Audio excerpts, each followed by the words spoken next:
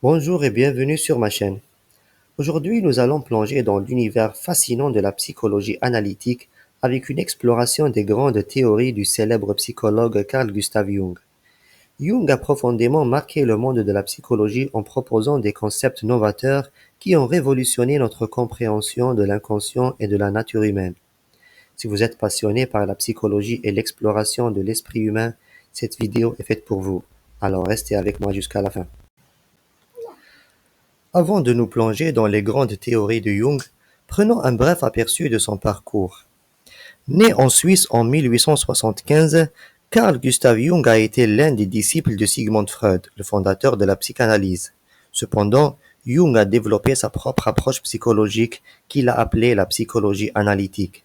Cette approche met l'accent sur l'inconscient collectif, les archétypes et la quête d'individuation. Première théorie, l'inconscient collectif. La première grande théorie de Carl Jung est celle de l'inconscient collectif. Il a soutenu que notre psyché est constituée de couches profondes et inconscientes qui sont partagées par tous les êtres humains. Ces couches renferment des symboles et des archétypes universels qui influencent nos comportements et nos croyances. Jung a utilisé des exemples tels que les figures mythologiques et les contes de fées pour illustrer la présence de ces archétypes dans notre psyché collective. Des sensations, des pensées, des mémoires, des rituels, des mythes, l'humanité partage des éléments communs qui, selon la théorie de l'inconscient collectif de Carl Jung, configurent une sorte d'héritage psychique. Nous serions donc face à un coffre de sens dont nous avons hérité en tant que groupe social et qui, d'une certaine façon et selon cette théorie, a un impact sur notre comportement et nos émotions. Carl Jung ne voyait pas l'inconscient comme une manifestation personnelle de l'individu. Au contraire, à travers sa pratique clinique et sa propre expérience, il distinguait plutôt une sorte de conscience universelle beaucoup plus profonde.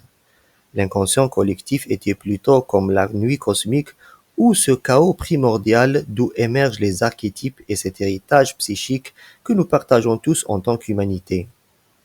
Deuxième théorie, les archétypes.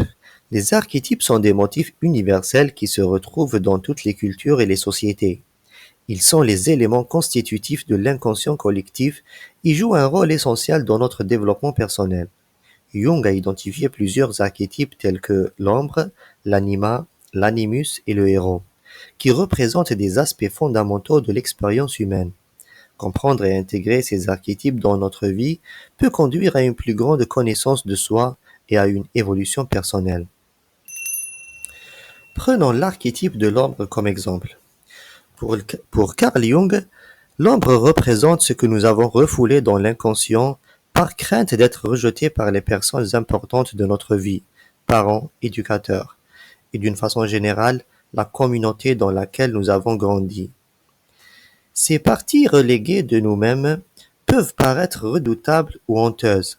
Elles se manifestent souvent sous forme de jugement, rejet, peur ou projection, et sont à la base des préjugés sociaux et moraux.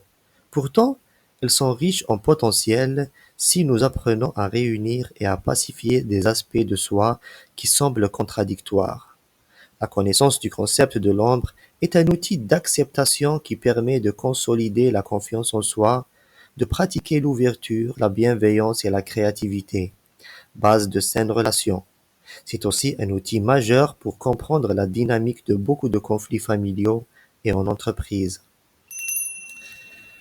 Troisième théorie, l'individuation. Le concept d'individuation apparaît en 1916 et marque d'une certaine manière la rupture de Jung avec le modèle d'analyse de Freud qui était centré sur l'adaptation normale de l'individu.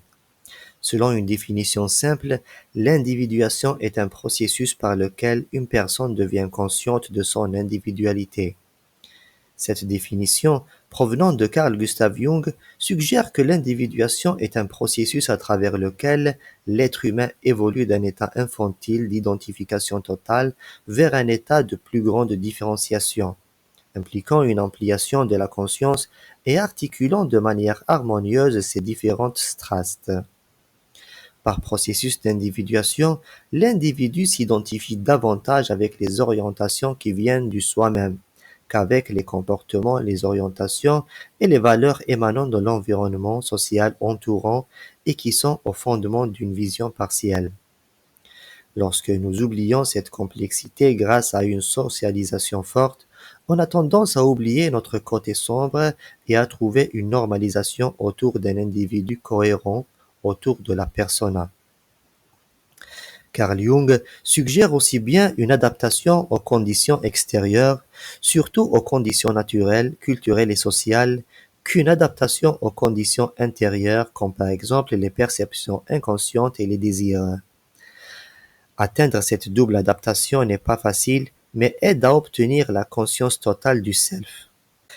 Pour conclure, voilà donc un aperçu des grandes théories de Carl Gustav Jung. Son héritage en psychologie analytique continue de nous inspirer et d'influencer notre compréhension de nous-mêmes et du monde qui nous entoure. Si vous souhaitez en savoir plus sur la psychologie de Jung, n'hésitez pas à explorer davantage ses écrits et ses travaux. N'oubliez pas de liker cette vidéo. Si elle vous a été utile, de la partager avec vos amis et de laisser un commentaire pour me dire quelles sont vos théories préférées de Carl Jung. Et surtout, abonnez-vous à la chaîne pour recevoir plus de vidéos sur la psychologie et d'autres sujets passionnants. Merci de m'avoir rejoint aujourd'hui et à la prochaine fois pour une nouvelle exploration passionnante.